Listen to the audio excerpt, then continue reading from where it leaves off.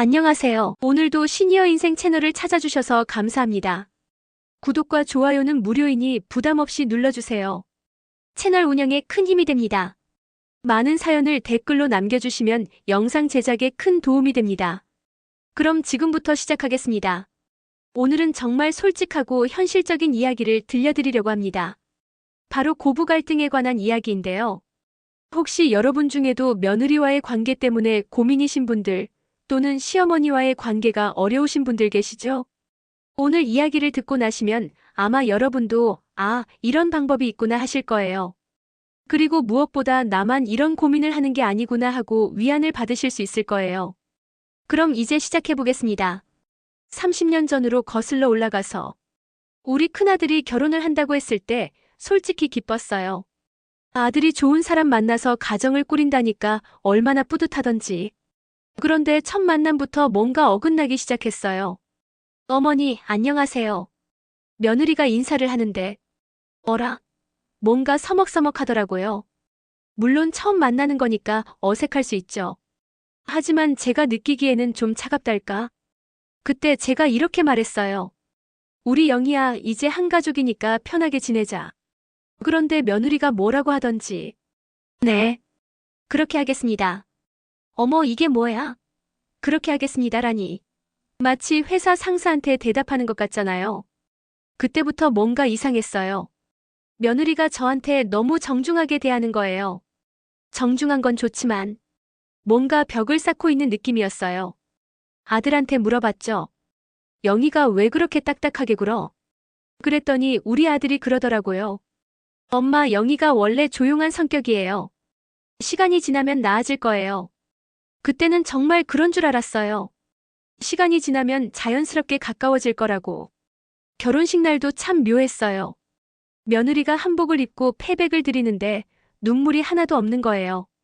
다른 며느리들은 울면서 절을 하던데 우리 며느리는 마치 업무를 처리하듯이 정말 담담하게 하더라고요. 그때 친정어머니가 저한테 그러시더라고요. 우리 영희가 워낙 의젓해서 그래요.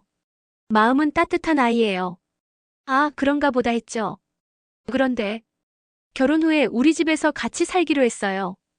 그때는 집값이 비싸서 신혼부부가 독립하기 어려웠거든요. 처음에는 괜찮았어요. 며느리가 집안일도 도와주고 나름대로 신경 써서 해주고. 그런데 조금씩 불편한 점들이 생기기 시작했어요. 아침에 제가 된장찌개를 끓여놓으면 어머니, 저는 아침에 국물 요리를 잘 못 먹어요. 어라? 우리 집은 대대로 아침에는 따뜻한 국물이 있어야 한다고 했는데 그럼 뭘 먹고 싶어? 빵이나 시리얼 같은 간단한 걸로. 아이고, 빵이라니. 아침부터 빵을 먹으면 하루 종일 힘이 어디서 나와요? 그래도 며느리니까 참고 빵도 사다 놓고 시리얼도 사다 놓고 했죠. 며느리가 청소를 하는 방식도 저랑 달랐어요. 저는 구석구석 꼼꼼하게 닦고 이불도 자주 털고 그랬는데 며느리는 대충대충 하는 것 같더라고요. 영희야, 화장실 청소할 때는 이렇게 해야 해. 네. 겉으로는 네 하면서도 눈빛이 어딘지 불편해하는 것 같더라고요. 가장 큰 갈등은 친정 방문 문제였어요. 며느리가 주말마다 친정에 가고 싶어 했어요. 신혼이니까 그럴 수 있죠. 그런데 문제는 우리 아들까지 데려가는 거였어요. 영희야, 아들이 매주 친정에만 가면 우리는 언제 보냐? 그랬더니 그럼 어머니도 같이 가실래요? 어머, 이게 무슨 말이야? 내가 남의 집에 왜 가요? 그때부터 본격적인 갈등이 시작됐어요. 결혼한 지 6개월쯤 되었을 때 정말 큰일이 터졌어요. 그날은 제가 감기에 걸려서 몸이 좀 아팠어요. 그래서 며느리한테 부탁했죠. 영희야, 미안한데 오늘 저녁은 내가 좀 해줄 수 있을까? 네, 알겠어요. 그래서 방에서 쉬고 있었는데 저녁 때가 되어도 냄새가 안 나는 거예요. 나가보니까 며느리가 라면을 끓이고 있더라고요. 라면을. 영희야, 이게 뭐야? 저녁이에요. 라면에 계란도 넣고 햄도 넣었어요. 그때 제가 정말 화가 났어요. 라면이 저녁이야? 우리 아들이 직장에서 하루 종일 고생하고 와서 라면을 먹으라고. 며느리도 그때 처음으로 대들더라고요. 그럼 어머니가 아프시면 제가 어떻게 해야 해요? 저도 요리를 잘 못해요. 요리를 못한다고? 결혼하기 전에 뭘 배웠어? 저희 집은 엄마가 다 해주셔서. 아이고, 이게 무슨 소리야? 시집 와서 배우는 거지. 그때 우리 아들이 들어왔어요. 분위기가 험악한 걸 보고. 뭔 일이에요? 며느리가 울먹울먹하면서. 어머니가 저한테 요리 못한다고 혼내세요. 엄마, 영희가 처음인데 너무하시는 거 아니에요? 어머, 우리 아들이 며느리 편을 들다니. 그날 밤 정말 잠을 못 잤어요. 서러워서. 30년 동안 우리 아들 키우느라 고생했는데 며느리 하나 들어오니까 내가 나쁜 사람이 되는 거예요. 다음 날 아침 며느리한테 말했어요. 영희야, 우리 이렇게 살면 안 되겠다. 너도 불편하고 나도 불편하고. 어머니, 저희가 나갈게요. 그렇게 해서 우리 아들 내외가 따로 살게 됐어요. 분가하고 나니까 더 서운했어요. 명절에 나와서 인사하고 가끔 안부 전화하고. 그게 전부였어요. 손자가 태어났을 때도 저는 나중에 알았어요. 친정어머니가 산후조리 다 해주고 저는 뭔가 남처럼 느껴졌어요. 그렇게 몇 년이 지났어요. 며느리와는 그냥 서로 예의상 인사만 하는 사이가 됐죠. 가끔 다른 사람들 얘기를 들으면 우리 며느리는 정말 효자야. 나보다 남편을 더 잘 돌봐줘. 그런 얘기 들을 때마다 부러웠어요. 나는 왜 며느리 운이 없을까? 동네 친구 순자가 그러더라고요. 명자야, 요즘 며느리들은 우리 때와 달라. 너무 옛날 방식으로 생각하지 마. 그럼 어떻게 해야 해? 그냥 며느리도 하나의 독립적인 사람으로 인정해줘야 해. 우리 딸처럼. 그 말이 계속 마음에 걸리더라고요. 어느 날 우리 딸이 와서 그러더라고요. 엄마, 형수 얘기 좀 하지 마. 왜? 내가 뭐라고 했어? 엄마는 맨날 형수 흉만 봐. 그런데 사실 형수도 많이 힘들어해. 뭐가 힘들다는 거야? 엄마가 자기를 좋아하지 않는다고 생각해서. 형도 중간에서 힘들어하고. 그때 처음으로 생각해봤어요. 혹시 내가 너무 일방적으로만 생각한 건 아닐까? 손자가 돌이 지나면서 말을 하기 시작했어요. 할머니. 손자가 저를 부를 때 정말 예뻤어요. 그런데 문제는 손자를 볼 기회가 별로 없다는 거였어요. 명절에나 잠깐 보고 평소에는 영상통화로만. 그때 깨달았어요. 내가 며느리와의 관계를 개선하지 않으면 손자와도 멀어질 수밖에 없겠구나. 밤에 혼자 생각해봤어요. 정말 며느리가 잘못한 게 많을까? 돌이켜보니 며느리 나름대로 노력한 부분도 있었어요. 마이너스 집안일도 하려고 했고, 마이너스 저한테 예의도 지키려고 했고, 마이너스 아들도 잘 돌봐주고. 그런데 내가 너무 내 방식만 고집했던 건 아닐까? 며느리 생일이 다가왔어요. 평소라면 그냥 넘어갔을 텐데 이번에는 선물을 준비했어요. 뭘 좋아할까 고민하다가 며느리가 핸드크림을 자주 발랐던 게 생각나더라고요. 백화점에 가서 비싸지도 않고 너무 싸지도 않은 핸드크림을 샀어요. 그리고 아들한테 전화했죠. 영수야, 영희 생일이지? 내가 선물 좀 준비했는데 전해줄 수 있어? 엄마가요? 와, 영희가 정말 좋아할 거예요. 며느리한테 선물을 전해줬더니 의외로 정말 기뻐하더라고요. 어머니, 감사해요. 제가 좋아하는 향이에요. 그리고 며칠 후에 며느리가 직접 전화를 했어요. 어머니, 선물 정말 감사했어요. 오늘 시간 되시면 차 한잔 하실래요? 어머, 며느리가 먼저 연락을 하다니. 카페에서 만났는데 처음에는 서로 어색했어요. 그런데 며느리가 먼저 말을 꺼내더라고요. 어머니, 그동안 많이 서운하셨죠? 아니야. 너도 힘들었을 거야. 사실 저도 어머니한테 어떻게 해야 할지 몰랐어요. 저희 집은 분위기가 달라서. 그때 처음으로 며느리의 진심을 들었어요.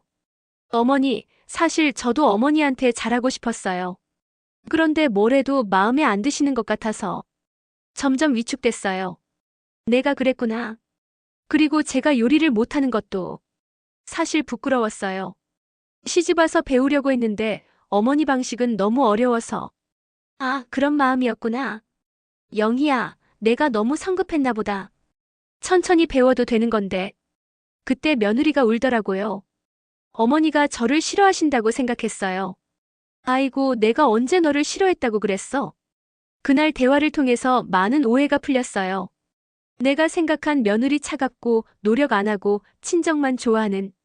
실제 며느리 부끄러워하고 노력하지만 방법을 몰랐고 인정받고 싶어 했던 며느리가 생각한 시어머니 까다롭고 인정해주지 않고 자기를 싫어하는 실제 내 마음 가족이 되고 싶었고 잘해주고 싶었지만 방법을 몰랐던 마이너스.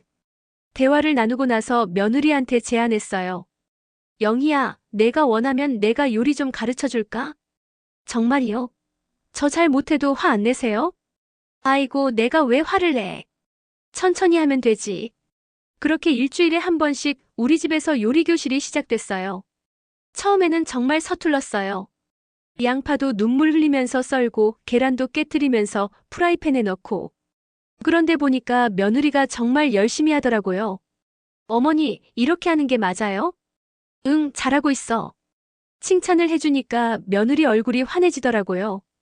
요리를 배우러 올 때 손자도 데려왔어요. 할머니. 손자가 저한테 달려오는 모습을 보니까 정말 행복했어요.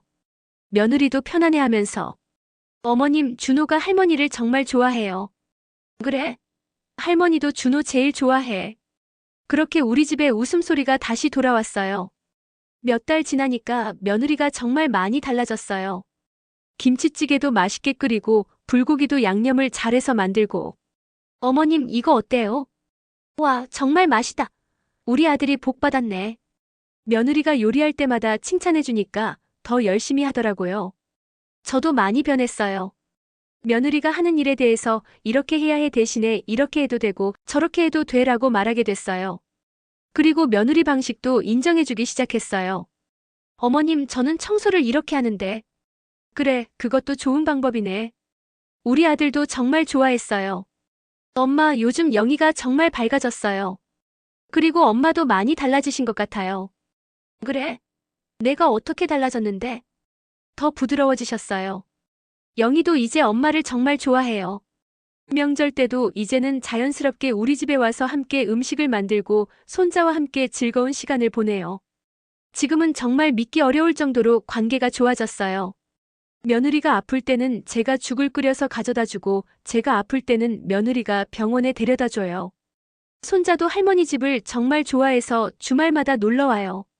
할머니가 해주는 밥이 제일 맛있어. 그럴 때마다 며느리가 어머님이 요리를 정말 잘하시거든. 서로를 인정하고 칭찬하게 됐어요. 여러분, 제 이야기 어떠셨나요? 30년 동안 갈등하다가 이제야 진짜 가족이 됐어요. 사실 고부 갈등이라는 게 서로가 서로를 잘 모르기 때문에 생기는 거더라고요. 첫 번째, 며느리도 누군가의 소중한 딸이에요. 내 딸처럼 생각하고 대해야 해요. 두 번째, 세대가 다르니까 생각도 다를 수 있어요. 내 방식만 고집하면 안 돼요. 세 번째, 먼저 마음을 열고 다가가야 해요. 누군가는 먼저 시작해야 하니까요. 네 번째, 작은 것부터 함께 해보세요. 요리든 쇼핑이든 함께하는 시간이 중요해요. 혹시 며느리와 관계가 어려우신 분들, 며느리를 바꾸려고 하지 마세요. 먼저 내가 변해보세요. 이래야 한다 대신에 이렇게 해도 되고 저렇게 해도 된다고 말해보세요. 며느리가 잘하는 것 하나라도 찾아서 칭찬해주세요. 며느리 입장에서도 시어머니의 마음을 이해해보세요. 오랫동안 아들을 키워온 분이니까 서운할 수도 있어요. 완벽하려고 하지 마시고 솔직하게 모르는 건 물어보세요. 시어머니도 사람이니까 인정받고 싶어 해요. 가끔은 의견도 물어보시고 감사 인사도 해주세요. 가족이라는 건 피로 연결된 것도 있지만 마음으로 연결되는 것도 있어요. 저와 며느리는 지금 정말 든든한 동반자가 됐어요. 손자 키우는 것도 함께하고 서로 아플 때 챙겨주고. 이제는 며느리가 아니라 진짜 딸 같아요. 여러분도 포기하지 마세요. 관계는 언제든지 변할 수 있어요. 30년 늦었지만 저희도 이렇게 좋은 관계가 됐으니까요. 오늘 제 이야기가 조금이라도 도움이 되셨길 바라고. 혹시 비슷한 경험이 있으시면 댓글로 공유해주세요. 함께 이야기 나눠봐요. 다음에 또 좋은 이야기로 찾아뵐게요. 감사합니다.